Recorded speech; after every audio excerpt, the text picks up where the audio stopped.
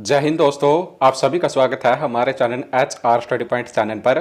तो आज हम इस वीडियो में हरियाणा जीके के मोस्ट इंपॉर्टेंट क्वेश्चंस करेंगे जो कि आपकी सीईटी की परीक्षा के लिए बहुत ही महत्वपूर्ण होंगे। तो चलिए शुरू करते हैं आज का वीडियो। तो सबसे पहला प्रश्न है, निम्न में से कौन सा युग्म गलत है? तो सबसे पहले है हरियाणा साहित्य अकादमी की प्रमुख पत्रिका हरिगंधा, तो यह ठीक है। और ऑप्शन बी है हरियाणा उर्दू अकादमी की प्रमुख पत्रिका जमुना तट, तो यह भी ठीक है।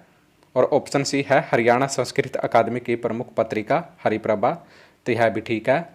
और ऑप्शन डी है हरियाणा पंजाबी अकादमी की प्रमुख पत्रिका सप्त संधु कथा समाज, तो यह गलत हो जाएगा क्योंकि हरियाणा पंजाबी अकादमी की जो प्रमुख पत्रिका है तो वो है शब्द बूंद, और जो ये सप्त संधु कथा समाज है तो यह हरियाणा ग्रंथ अकादमी की प्रमुख पत्रिका है। नेक्स्ट प्रश्न है, बेनेस्ट्रॉन समूह की एक औद्योगिक इकाई हरियाणा के किस जिले में स्थित है? तो इसका आंसर होगा ऑप्शन बी गुरुग्राम। तो बेनेस्ट्रॉन समूह की एक औद्योगिक इकाई हरियाणा के गुरुग्राम जिले में स्थित है और यह कंपनी वैश्विक स्तर पर जूता, कपड़े, बैग इत्यादि वस्तुएं बनाती है। नेक्स्ट प्रश्न है, पुष्यभूति वंश यानी कि वर्धन वंश के संस्थापक कौन थे? तो इसका आंसर होगा ऑप्शन बी पुष्यभूति। तो पुष्यभूति वंश के संस्थापक पुष्यभूति थे और पुष्यभूति वंश को वर्धन वंश के नाम से भी जाना जाता है। और पुष्यभूति वंश ने 6वीं और 7वीं शताब्दी के दौरान उत्तरी भारत के कुछ हिस्सों पर शासन किया था। और वर्धन वंश यानी कि पुष्यभूति वंश के जो राजा हर्षवर्धन, जिन्होंने 606 ईस्वी से 647 ईस्वी तक शासन किया था, जिसकी राजधानी थानेसर थी। नेक्स्ट प्रश्न है, 1669 में मुगल सल्तनत के शासक औरंगजेब के विरुद्ध जाट विद्रोह किस स्थान पर हुआ था? तो इसका आंसर होगा ऑप्शन ए तिलपत, जो कि फरीदाबाद में है। तो 1669 में मुगल सल्तनत के शासक औरंगजेब के विरुद्ध जाट विद्रोह फरीदाबाद के तिलपत स्थान पर हुआ था। नेक्स्ट प्रश्न है, हरियाणा के सर्वाधिक कपास उत्पादन वाले जिलों का सही क्रम क्या है? तो इसका आंसर होगा ऑप्शन ए सिरसा, हिसार, फतेहाबाद, जींद। तो हरियाणा में सर्वाधिक कपास उत्पादन वाले जिलों में पहले स्थान पर सिरसा, जहां पर हरियाणा के कुल कपास उत्पादन का 37% कपास होता है। और दूसरे स्थान पर है हिसार, जिसकी हरियाणा के कपास उत्पादन में 24% की भागीदारी है। और तीसरे स्थान पर है फतेहाबाद, जहां पर 14% कपास होता है। और चौथे स्थान पर है जींद, जहां पर 11% कपास का उत्पादन होता है। नेक्स्ट प्रश्न है, खुले हाथ स्मारक की स्थापना कब की गई थी? तो इसका आंसर होगा ऑप्शन बी 1964 में। तो खुले हाथ स्मारक की स्थापना वर्ष 1964 में ली कार्बूजिए ने की थी। और खुले हाथ स्मारक हरियाणा की राजधानी चंडीगढ़ का प्रतीक चिन्ह है और इसकी लंबाई 14 मीटर की है। नेक्स्ट प्रश्न है, भारत का पहला विश्व डिजाइन विश्वविद्यालय कहाँ पर स्थापित किया गया था? तो इसका आंसर होगा ऑप्शन ए सोनीपत। तो भारत का पहला विश्व डिजाइन विश्वविद्यालय यानी कि WUD सोनीपत के राजीव गांधी एजुकेशन सिटी के परिसर में स्थित है और इसकी स्थापना 2018 में की गई थी। और इसे WUD कहा जाता है, जिसका मतलब है world university of design. Next प्रश्न है, किस विदेशी यात्री को यात्रियों का राजकुमार कहा जाता है? तो इसका आंसर होगा ऑप्शन डी ह्वेनसांग। तो विदेशी यात्रियों का राजकुमार चीनी यात्री ह्वेनसांग को कहा जाता है। और ह्वेनसांग 629 ईस्वी में हर्षवर्धन के शासनकाल में भारत आए थे और यह भारत में 629 से 644 ईस्वी तक 15 साल तक रहे। और चीनी यात्री ह्वेनसांग द्वारा लिखी गई पुस्तक में हरियाणा के थानेसर की गरिमा और शक्ति का वर्णन मिलता है। नेक्स्ट प्रश्न है, राजा नाहर सिंह महल हरियाणा के किस स्थान पर स्थित है? तो इसका आंसर होगा ऑप्शन ए बल्लभगढ़। तो प्रसिद्ध राजा नाहर सिंह महल 18वीं शताब्दी का प्राचीन महल है जो कि फरीदाबाद के बल्लभगढ़ में स्थित है। और इसे नाहर सिंह के उत्तराधिकारियों द्वारा स्थापित किया गया था और इस महल का निर्माण 1850 में पूरा हुआ था। और इसे बल्लभगढ़ किला के नाम से भी जाना जाता है और यह दक्षिण दिल्ली से 15 किलोमीटर की दूरी पर स्थित है। नेक्स्ट प्रश्न है, राजीव गांधी अक्षय ऊर्जा पार्क हरियाणा में कहाँ पर स्थित है?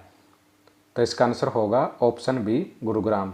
तो राजीव गांधी अक्षय ऊर्जा पार्क यानी कि Rajiv Gandhi renewable energy park Haryana के गुरुग्राम जिले में स्थित है।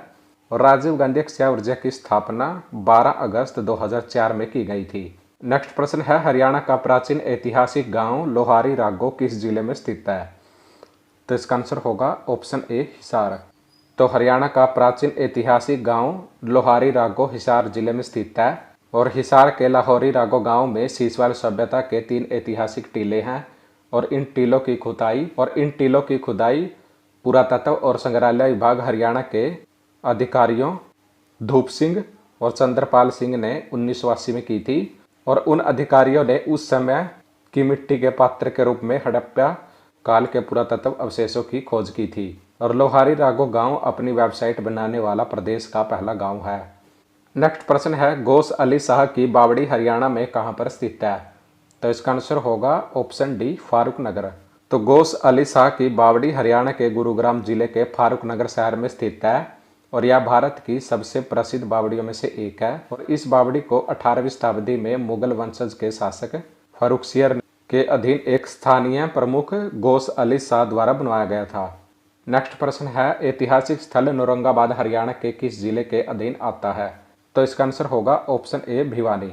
तो ऐतिहासिक स्थल नौरंगाबाद हरियाणा के भिवानी जिले के अधीन आता है और यहाँ पर नौरंगाबाद नाम का एक टीला है और यह भिवानी से लगभग 10 किलोमीटर की दूरी पर स्थित है और इसका क्षेत्रफल 58 एकड़ है।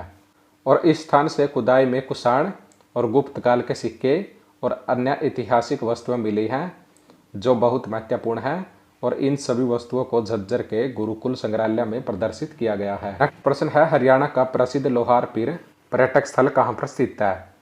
तो इसका आंसर होगा ऑप्शन बी, भिवानी। तो हरियाणा का प्रसिद्ध लोहार पीर पर्यटक स्थल भिवानी जिले में स्थित है और लोहार पीर एक महान योद्धा थे और उनकी स्मृति में लोहार पीर पर्यटक स्थल का निर्माण किया गया है। नेक्स्ट प्रश्न है, स्कंद पुराण में कुरुक्षेत्र का क्या नाम था? तो इसका आंसर होगा ऑप्शन बी, हरिक्षेत्र। तो स्कंद पुराण में कुरुक्षेत्र को हरिक्षेत्र के नाम से वर्णित किया गया है और हिंदू धर्म ग्रंथों में स्कंद पुराण को महापुराण कहा जाता है क्योंकि सभी 18 महापुराणों में स्कंद पुराण सबसे बड़ा पुराण है और पुराणों के क्रम में इसका 13वां स्थान है और इसके खंडात्मक और साहित्यात्मक उपलब्ध 2 रूपों में से प्रत्येक में 81,000 श्लोक हैं और इस पुराण का नाम भगवान शंकर के बड़े पुत्र कार्तिकेय के नाम पर है।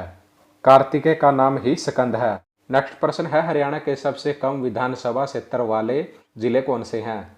तो इसका आंसर होगा ऑप्शन सी, पंचकुला चरखी दादरी। तो हरियाणा के सबसे कम विधानसभा क्षेत्र वाले जिले पंचकुला और चरखी दादरी है और यह दोनों 2-2 विधानसभा क्षेत्र वाले जिले हैं। तो पंचकुला में 2 विधानसभा क्षेत्र आते हैं, एक तो पंचकुला और एक कालका, और चरखी दादरी में भी 2 विधानसभा क्षेत्र आते हैं, एक दादरी और एक बाड़सा।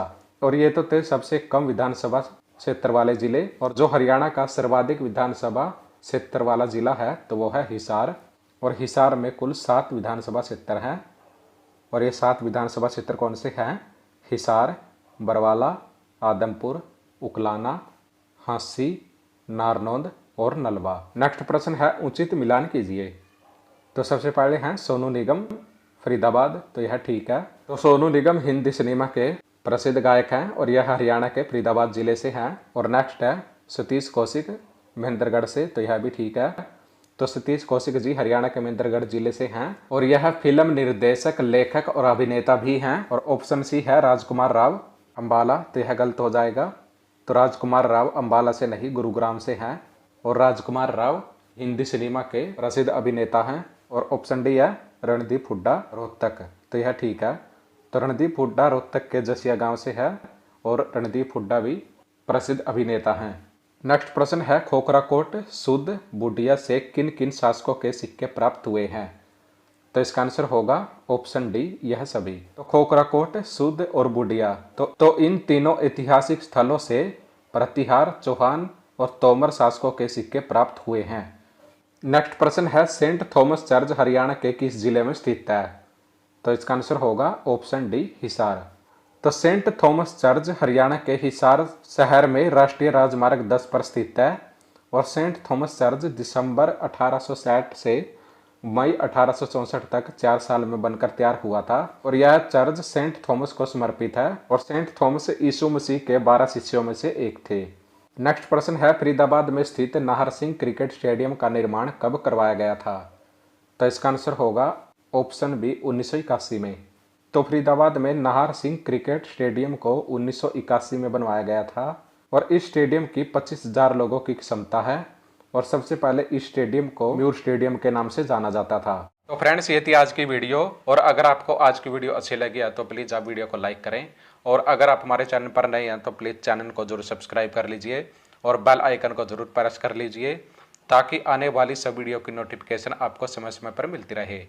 तो चलिए फ्रेंड्स, मिलते हैं नेक्स्ट वीडियो में। जय हरियाणा, जय भारत।